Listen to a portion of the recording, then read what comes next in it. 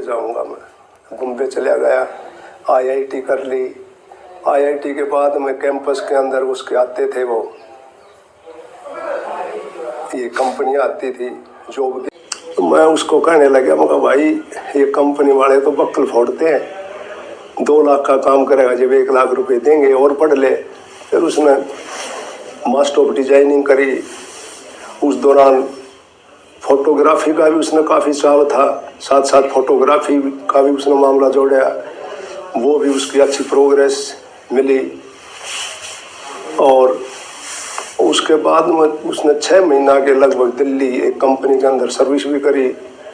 फिर वो जो बेटी थी वो कनाडा थी, वो कनाडा ले गई उसने, 2-2.5 साल तक वहाँ भी जो एक अच्छी वो रेपुटेड कंपनी थी उसमें। उसके बाद में कहने लगा, भाई मैं तो नौकरी नहीं करूँगा और मैं तो इंडिया आऊँगा। तो मैंने यस कर दी, आ गया। आने के बाद में वहाँ उसने फिर मौसम था, गर्मी उर्मी लग गई। उसके बाद में मैंने उसको टेलीफोन में वो मैसेज कराया व्हाट्सएप पर, भाई धन दौलत और साम्राज्य तो फिर मिल जाते हैं, परंतु जिंदगी चली गई तो फिर कुछ नहीं मिलेगा। फिर वो मसूरी की तरफ, धर्मशाला और मसूरी की तरफ चला गया। उसके बाद में उसने अपना ये फैसला ले लिया सन्यासी बनने का। जब वैसे तो इस साइड में तो उसका काफी अर्धकुम था, उज्जैन में भी वो गया था, घूमता फिरता तो वो रहता था हमेशा। क्योंकि एक मेरे पास एक किताब थी राहुल संस्कृतान की घुमक्कड़ शास्त्र, वो भी उसने पढ़ी थी और उससे वो उस किताब से काफी प्रभावित भी था।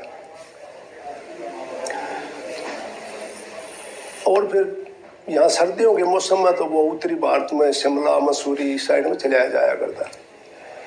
और अचानक तो फैसला हमें तो बताया नहीं उसने कि भाई मैं ये फैसला लेने जा रहा हूँ। नारायण से +2 करने के बाद में उसने 6 महीना कोचिंग ली।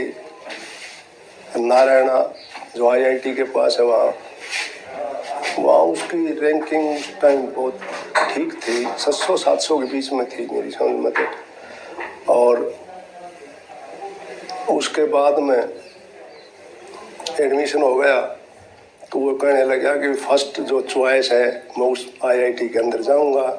फिर मैं भी देख ले, मैं तो ये कह रहा था मैं भी दिल्ली उल्ली ले ले, हम भी मिलाएंगे। बोले ना, बम्बई जाऊंगा मैं। अब भी मैं कोशिश में था, मुझे इल्म होया था कि हरिद्वार है वो, तो मैं कहा भाई उससे विजिट करते हैं। तो उसके बाद में फिर टाइम से निकल गया। तो अब वो वायरल हो गई है मीडिया के ऊपर। अब तो उसने फैसला वो घर वापिस आ जाए, पर अब तो वो स्टेज उसकी निकल गई। अब तो गोपीचंद वाली वो स्टेज आ गई। उसकी माँ ये कह रही थी कि बेटे अंदर आ जा गृहस्थी में और परिवार में संभाल ले। तो उसने कहा कि माँ सन्यासी के बाद बनने के बाद में तो यह बात बनेगी नहीं। इंडिपेंडेंट तो उसकी थिंकिंग शुरू से थी।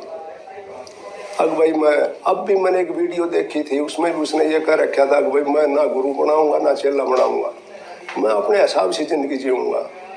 तो उसने जो फैसला ले लिया तो ले लिया, हारने का अधिकार है।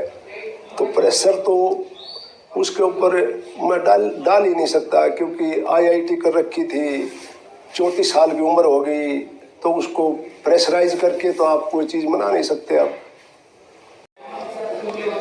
कोशिश तो कर लेंगे, परंतु मुझे दिल में ऐसा लगता है कि भी स्टेज पर जाने के बाद में हमारी बात मानने वाला वो है नहीं। अब